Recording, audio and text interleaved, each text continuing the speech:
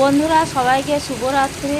আজকে হচ্ছে শনিবার আর এখন রাত 11:10 বাজে। তো দেখো কেমন বৃষ্টি হচ্ছে প্রচণ্ড পরিমাণে।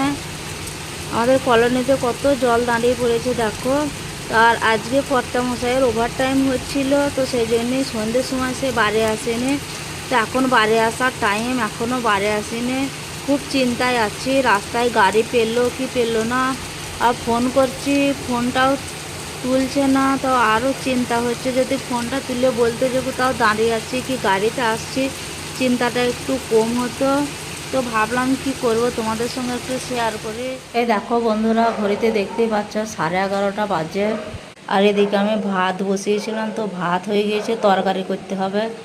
কিন্তু কর্তাটা বাড়ি আসেনি বলে আমার আর তরকারি করাতে মন নয়। আমি সেই গেটের সামনে দাঁড়িয়েছিলাম এতক্ষণ। তখনই আসলাম রান্নাঘরে, তো আর একটু দেখবো তারপরে তরকারি করব।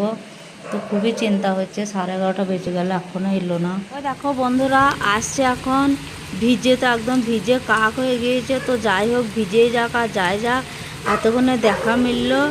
তো এতক্ষণে আমার চিন্তাটা দূর হলো।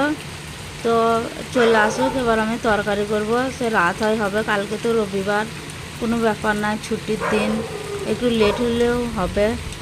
দেখো কেমন অবস্থা।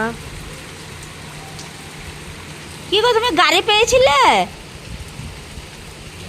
গাড়ি পেয়েছিলে? গাড়ি, হ্যাঁ দেখো দেখো বন্ধুরা, বন্ধুরা দেখো অবস্থা দেখো, পুরা ভিজে ভিজে কাক বেনে গিয়েছে।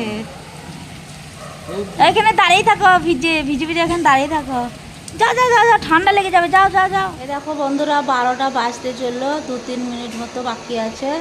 আর কর্তা চলে এসেছে। তো আমার এখন চিন্তাও শেষ, আমি রান্না করে নিয়েছি। কি করব, এতটা রাতে পাঁপড় ভাজা করেছি আর এখানে করেছি সয়াবিনের তরকারি। তখন আমরা খাওয়া দাওয়া করব।